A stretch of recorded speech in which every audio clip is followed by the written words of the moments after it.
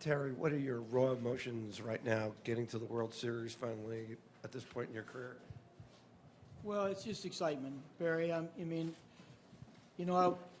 standing there, I'm sitting in the dugout, standing there in the dugout in the ninth inning. I'm looking around the field, I'm looking down the dugout, and I'm just looking at all the guys thinking, how did they do it? How did they keep it together? How did they stay focused? And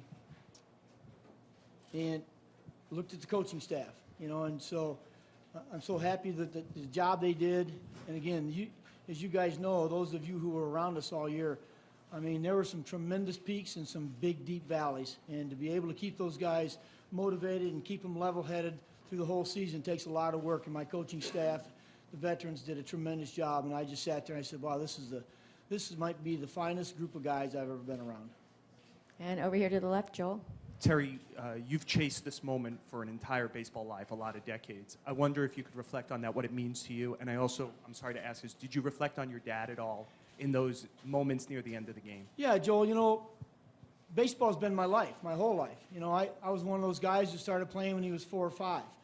And I told a story tonight to some people that tonight, this day would have been my mom and dad's wedding anniversary, had they been alive. And I remember when I was 12 years old, I was such a baseball fan, I was begging my mom to stay home and watch the World Series between the Yankees and the Pirates. And she wrote me a note to get me out of school that I was sick in the afternoon and couldn't go back to school, the 5th grade, so I could stay home because the World Series were all in the daytime back then, so I could stay home and watch the World Series. And I'm sitting there tonight thinking, holy crap, now you're in it after all these years. And it was worth the wait. It was worth all the work to see what it takes. I saw Jim Leyland tonight, and he gave me one tip, and he said, don't take it for granted, grind it out.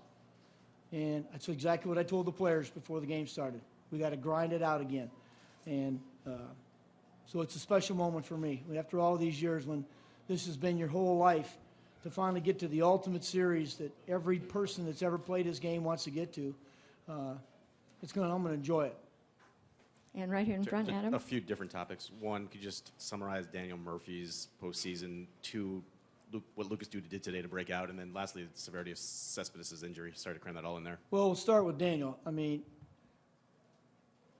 there's times when players who are good players, once in a while they get a chance to show the world how good they really are. In this series, in this play, so far in postseason, Daniel Murphy's done that. He is a good player. He is an overachiever. He's not blessed with the greatest of talents. He can hit. He can hit. But this guy works to make himself a good player. And that's why I love him. When you have seen it, Adam, because you're with us all the time, to watch him when we told him he's going to play second base, the way he went about to learn how to play second base. Tireless. And that's why he's so tired at the end of the season.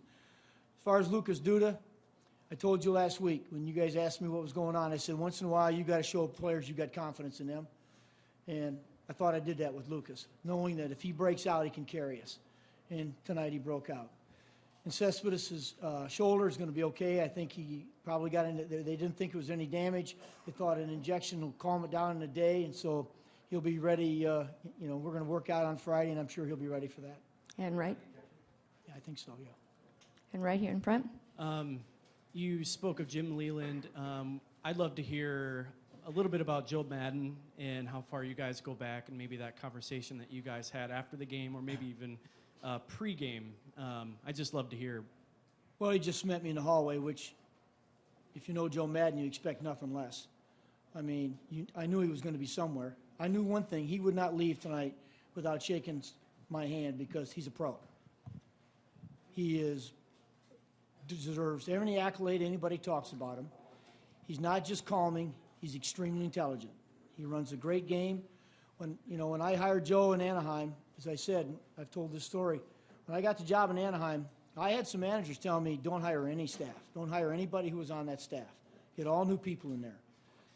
And I had known Joe in the past, not well, but I knew him. When I interviewed him, his preparation, his intelligence, what he could bring to the table. And after I interviewed him, I had talked to a number of players, and it wasn't just hitters or position players. It was pitchers that said, is Joe Madden going to be on your staff? And that speaks volumes to me, because in professional baseball, there can be a lot of finger pointing. You know, when you have a bad year, there can be a lot of finger pointing. And here's a guy that did his job to the point where the players during a bad year said, hey, we want this guy back. And that spoke volumes to me, and so I brought him back. And, you know, he's certainly gone on to be the best manager in the game. And right here in front again, Barry. Terry, how many years would this have been the anniversary for your mom and dad?